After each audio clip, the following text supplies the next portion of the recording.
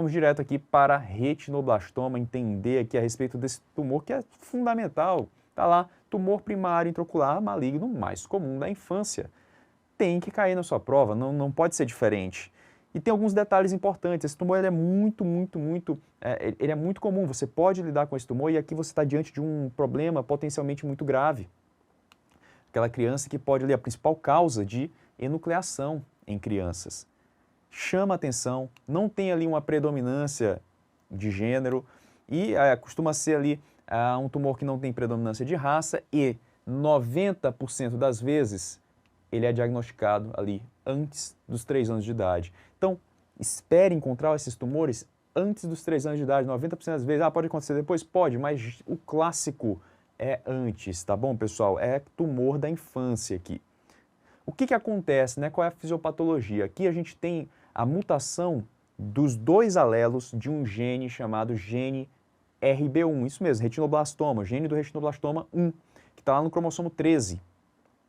Quando você tem a mutação desses 2 genes, um gene supressor de tumor, desses 2 alelos desse gene supressor de tumor, você vai ter então aí a possibilidade, a maior facilidade de gerar tumores pelo corpo. Essa é a explicação.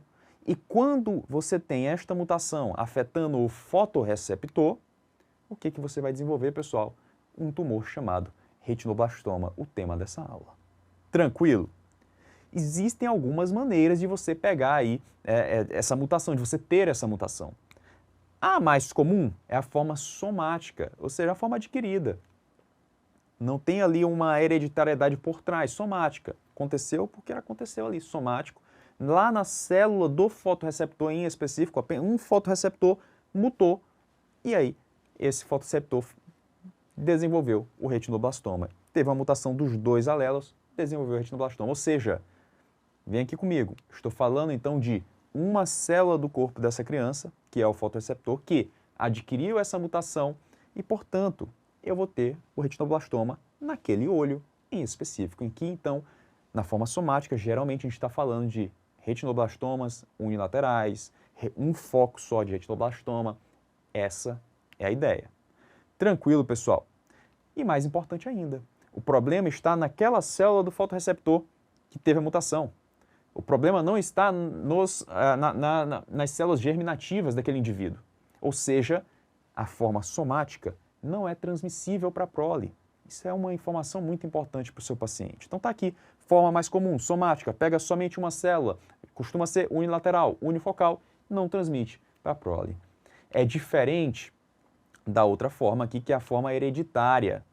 E aqui, pessoal, o problema está lá nas nossas células germinativas, lá no óvulo, no espermatozoide daquele indivíduo, daquele homem ou daquela mulher. Eu tenho 2 maneiras de desenvolver essa forma hereditária. A primeira maneira ali é a mutação nova. Aconteceu uma mutação em uma daquelas células germinativas e foi essa que formou o indivíduo que gerou ali o retinoblastoma. Ou eu posso ter, na verdade, familiar. O pai ou a mãe já tinham aí essa alteração, já tinham o retinoblastoma, por exemplo, já tinha histórico, por exemplo, e transmitiu aí para o filho. Isso é o menos comum, só 10% dos casos. Tudo bem, pessoal? Agora, alguém que tem ali, desde o nascimento, ali na formação do seu zigoto, uma célula mutada, qual é o resultado disso? Todas as células do corpo têm a mutação de um dos alelos. É muito mais fácil esse indivíduo tomar uma segunda mutação lá do outro alelo e desenvolver tumores. Então, todas as células do corpo desta criança têm uma chance maior de evoluir para algum tipo de neoplasia. Tudo bem, pessoal? Por isso que aqui é muito mais comum você ter, por exemplo, retinoblastomas multifocal, retinoblastomas nos 2 olhos, vários focos em um olho só, justamente por conta disso. Todas as células já estão ali com um alelo mutado, falta só mutar mais outro para desenvolver o problema. E além disso, claro, se eu tenho todas essas células aí com essa mutação, eu tenho um risco muito elevado para outros tumores, em especial melanoma, sarcomas e aquele que adora cair em prova, o pinealoblastoma ou pinealoma. 5 a 10% dos casos, costuma acometer lá a glândula pineal. Ah, Daniel, por quê? Lá nos animais inferiores, essa glândula ela tinha função fotorreceptora também. Então, suspeita-se que tenha essa relação. Por isso que aqui a pineal costuma ser acometida no chamado pinealoblastoma. E quando você tem retinoblastoma bilateral mais acometimento da glândula pineal, a gente chama de retinoblastoma trilateral. É isso que a prova gosta de cobrar de você. Tranquilo, pessoal? Combinado assim? Legal. Aconselhamento genético. Aconselhamento genético é fundamental. A gente está diante de uma doença grave que pode ser transmitida para a prole. E eu quero que vocês aprendam 3 regras. Se, pessoal, a gente tem ali um pai com retinoblastoma bilateral, é muito grande a chance desse pai ter a forma aqui, forma hereditária. E ter a chance de transmitir para a prole, já que todas as células do corpo dele têm ali sim a mutação. 45% de chance do filho nascer com retinoblastoma, desenvolver retinoblastoma. Se você tem, por exemplo, pai com retinoblastoma unilateral, isso é bem menos, porque pode estar aqui dentro ainda do hereditário, mas é bem menor a chance de o filho, a prole, também ter esse problema. Se você tem pais normais, só que 2 filhos com retinoblastoma, a chance de um terceiro vir com retinoblastoma também é bem elevada, 45%. Tudo bem, pessoal? Então, ó, tá aqui um resumão dessa parte genética aí do retinoblastoma, é uma parte que pega um pouco, mas eu tenho certeza que com esses detalhes vocês acertam qualquer questão. Entendi essa parte inicial. Agora, Daniel, como é que o retinoblastoma aparece? Vamos lembrar? Qual é a principal manifestação? Pergunta de prova. Principal manifestação do retinoblastoma, pessoal? Não pode errar. Leucocoria. É o mais comum, 60% dos pacientes. Pergunta de prova. Segunda principal manifestação? Estrabismo. Segunda forma de apresentação mais comum. Observa, pode ser bem discreto o estrabismo da criança, bem discreto, mas ainda assim, nesse caso, era retinoblastoma, por exemplo. Tem que ficar muito atento. São os achados mais precoces, os achados iniciais. Tranquilo. Agora, a doença é grave e ela vai evoluindo assim de maneira muito agressiva. E aí o paciente ele pode já chegar para você com achados muito mais tardios. Por exemplo, olho vermelho simulando uma uveíte pode acontecer? Pode. Pode acontecer, por exemplo, de chegar lá com a córnea demasiada, pressão intraocular elevada por conta de glaucoma. Esse tumor é um tumor que necessita de muito ali, é uma massa de tumor que pode ali estar isquemiada e gerar VEGF. E esse VEGF pode o quê, pessoal? Proliferar neovasos. Aqui, classicamente, pergunta de prova, o glaucoma é o glaucoma neovascular. Não erra isso. Pode ir evoluindo cada vez mais e, quadro semelhante a uma celulite orbitária. E ainda mais ali invadindo toda a órbita, causando quadros extremamente graves, podendo também ter metástases à distância. Então aqui, todos esses achados são achados tardios dessa doença. O ideal é o quê? Diagnóstico precoce. Entendi aqui essa parte clínica, pessoal. Agora, como é que se comporta lá no teu exame de fundo de olho? Vamos lá.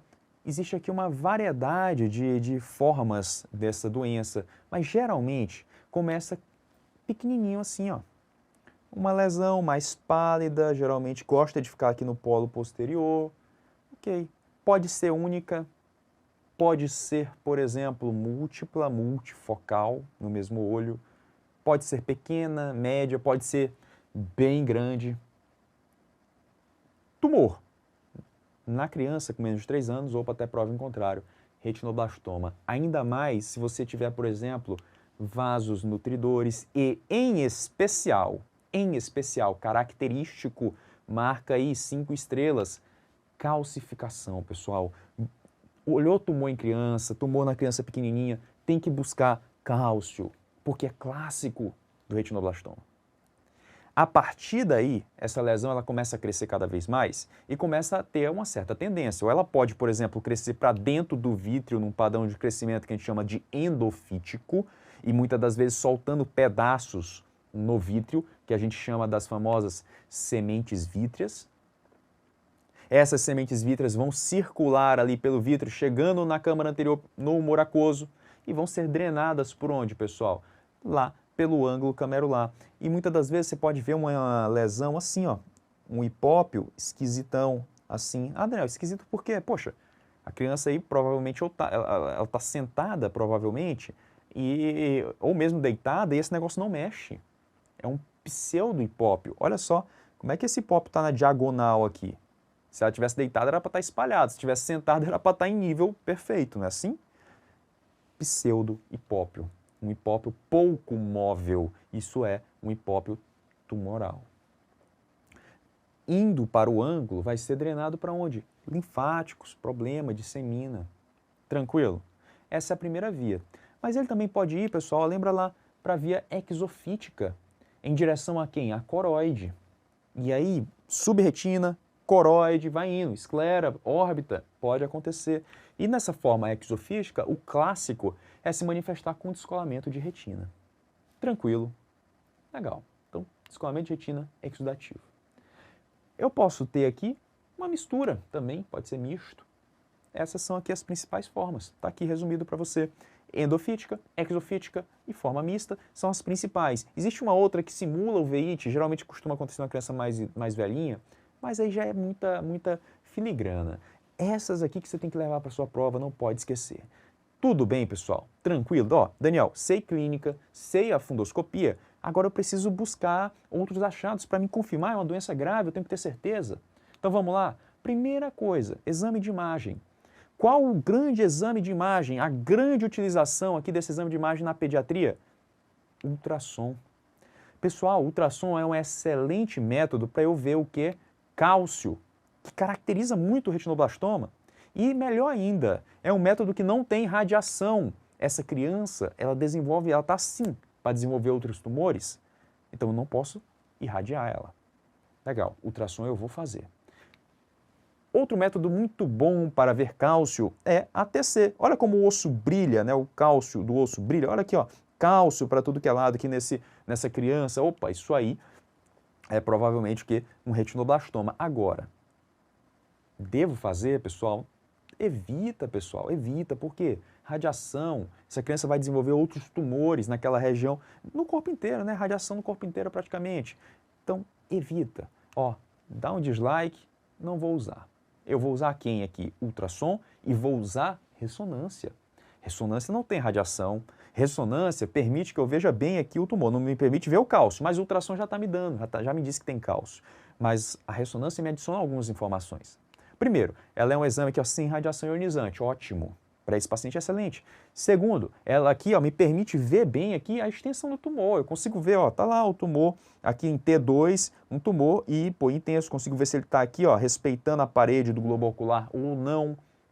Eu consigo levantar ali o meu corte óptico um pouquinho para pegar ali a região da glândula pineal lá, ó, para ver se não tem pinealoblastoma. Legal, né?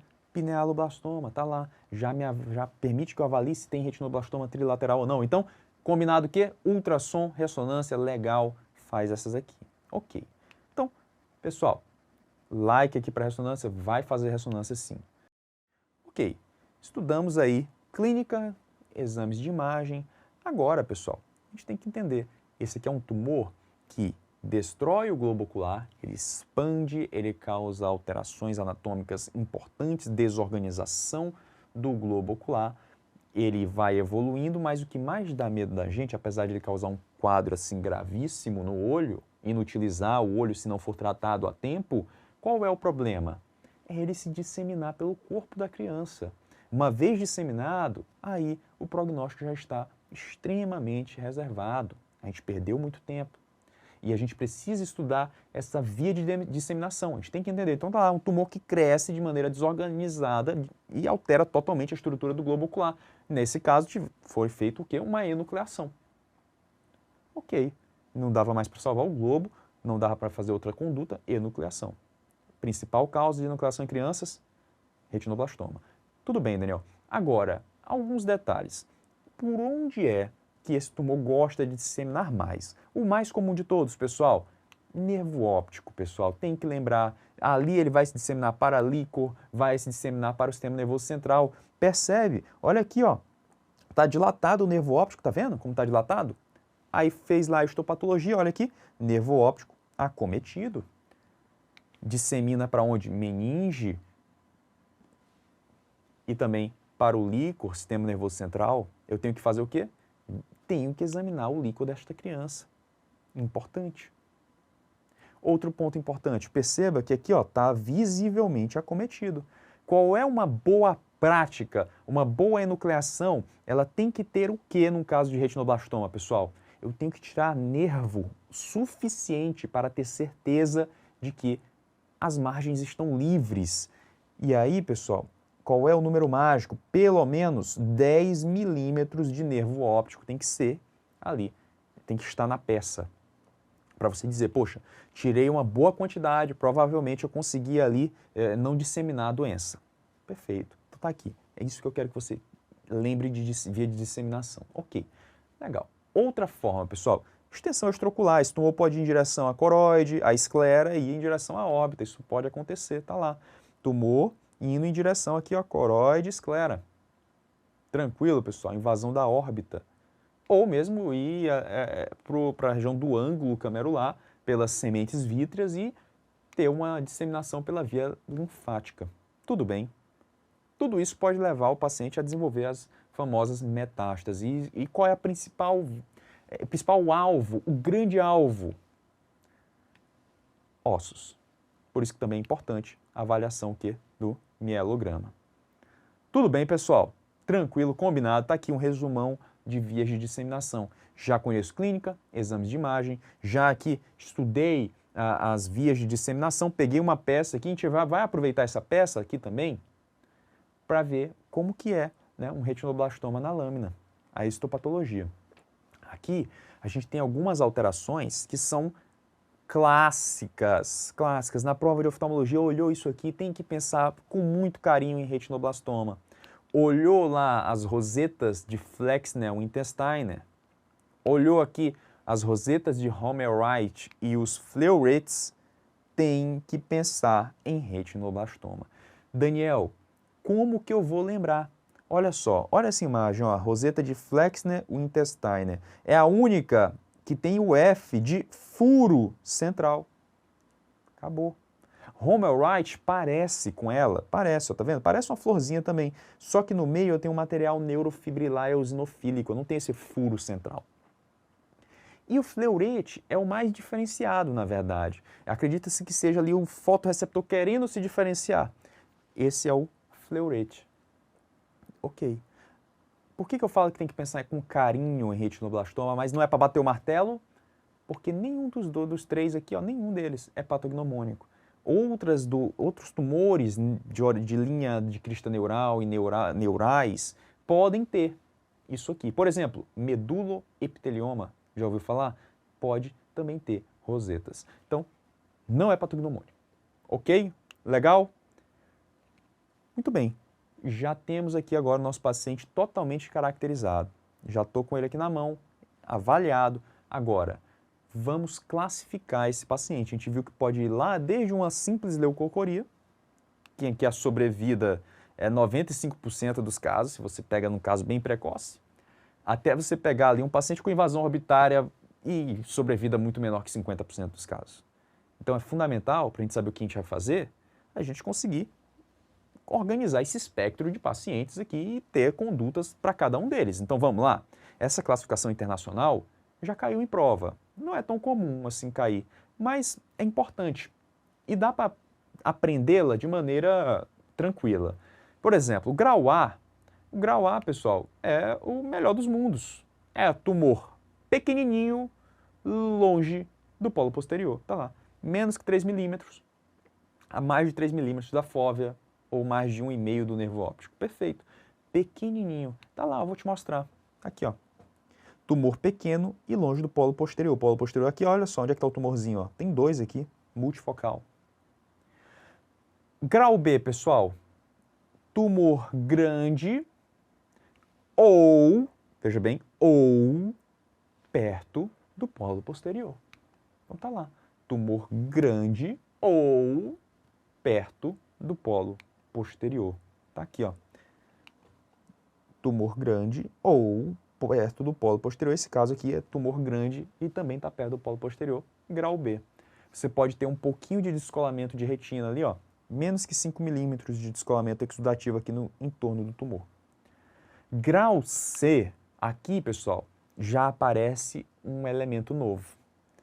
Sementes localizadas, sementes vítreas ou subretinianas localizadas, ou um descolamento de retina aí já de um quadrante até um quadrante. Tudo bem? Tá lá, ó. Tá aqui o tumor, aqui seria grau B, mas olha a sementinha vítrea bem discreta aqui, ó. Uma sementinha bem pertinho. Pareceu semente vítrea? Já é grau C. Grau D já é semente vítrea grosseira, ou um descolamento de retina grosseiro, mais de um quadrante. Olha lá, olha só as sementes, muitas sementes vítreas e distantes, grosseiro. E o grau E aqui, pessoal, já é assim, um quadro mais bizarro. Por exemplo, 50% do globo, mais de 50% acometido, invasão extraocular, glaucoma neovascular, olho fitizado, hemorragia vítrea associada. Aí você vê lá uma maçaroca gigante. Isso é grau E. Aqui é bom senso, né? Bom senso. Poxa, um caso grave desse deve ser grau E, né? O mais avançado, né? Tranquilo? Legal. Sabendo da classificação, vamos agora tratar esse paciente? Qual é a conduta terapêutica aqui, né? Então, pela mais simples primeiro. Quadro grau E, não tem mais o que fazer, o olho está totalmente desorganizado, mas ainda não tem metástase, é um paciente que a gente tem que investir. O que a gente pode fazer? Enucleação. Enucleação, pessoal, está voltada para quem? Grupo E, ou, a partir do momento que eu já defino, esse olho não tem prognóstico visual, enucleação. Lembrando de enuclear ali, tirar 10 milímetros de nervo óptico, pelo menos. Não, estou no grau A, B, C ou D, o que eu posso fazer, né? Então vamos lá, olha só, um tratamento mais focal. Tratamento focal eu vou reservar só para aqueles tumores pequenos. Tumor pequeno, ou então eu posso associar esse tratamento focal a outros tratamentos. Essa é a indicação. Grau A ou outros tipos de lesões, de outros tipos, associação com outros tipos de tratamento. Eu posso fazer esse tratamento focal com laser diodo, atenção especial, laser diodo, é um laser que vai mais profundo na lesão.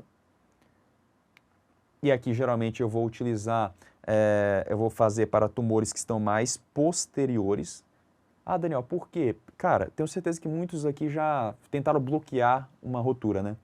Não é difícil você ir lá na periferia com laser, bloquear a rotura? Imagine tratar um tumor na periferia.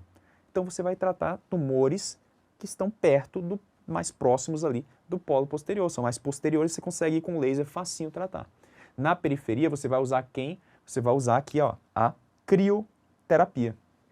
Vai lá com probe de crio, você consegue indentar a esclera, ver o tumor na periferia e fazer a crioterapia para tumores ali anteriores ali ao equador.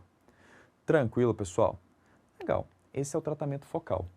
Existe o tratamento quimioterápico, e esse tratamento quimioterápico intravenoso, existe também o intravítrio, mas esse daí não é tão assim citado pelo CBO, a academia cita, ainda está em desenvolvimento, não é uma prática tão adotada, é muito mais usado o intravenoso.